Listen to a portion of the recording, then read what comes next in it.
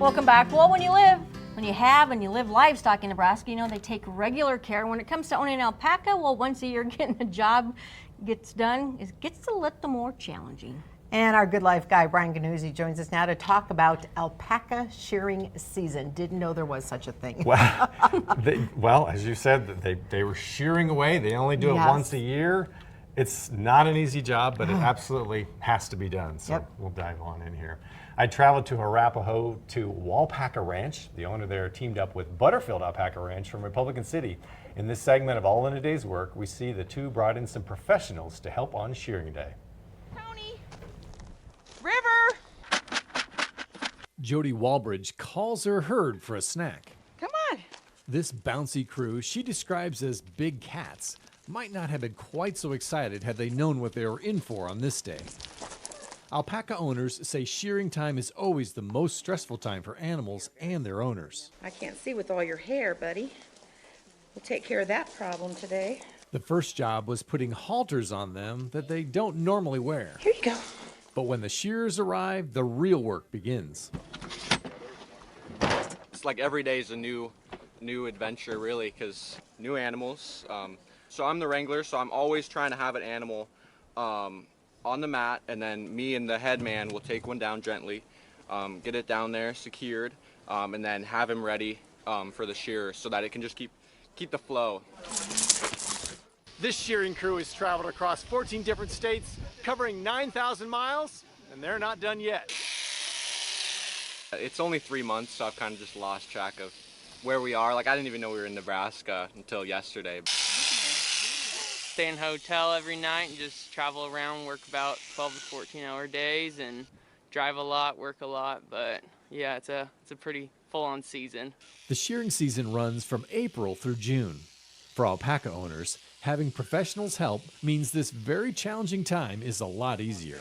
No, it's a lot less stress on my animals. The less stress I can put on my girls, the happier the whole ranch is. They handle the bulk of the physical labor stuff, and they can just focus on that, just the animal that's right in front of them. Tasha says that lets her and Jody and others then focus on collecting, labeling, and organizing the harvested fiber.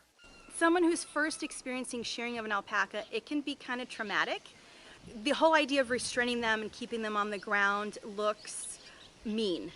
And at first that was my reaction to going, do I have to do it that way? So in this way, it keeps the animal controlled because, of course, they don't like the feeling of being out of control. So that's why they're resisting, and some of them are going to scream because they're telling you they don't like it.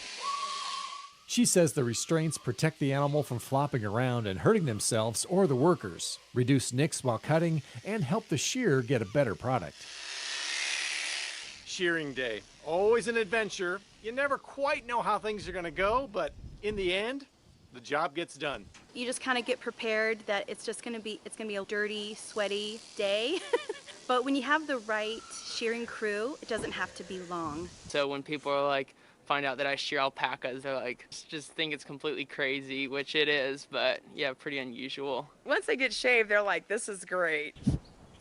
In all, this crew and one other from the company will end up shearing more than 4,000 animals. Brian Gnuse, NTV's Good Life, near Arapahoe. The crew has another half a month or so before they're all done.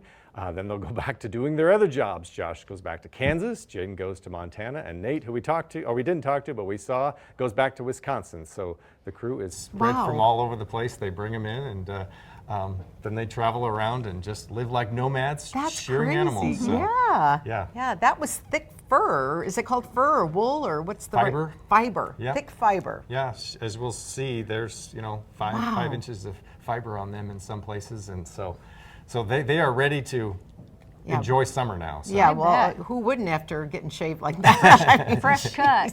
Yeah. Well, and we are lucky enough to have Tasha here. Jody wasn't able to make it, but Tasha is joining us next, so we're going to see some fiber and learn a little bit about the process from here on. So we'll have her next. Alrighty, sounds good. We'll be right back.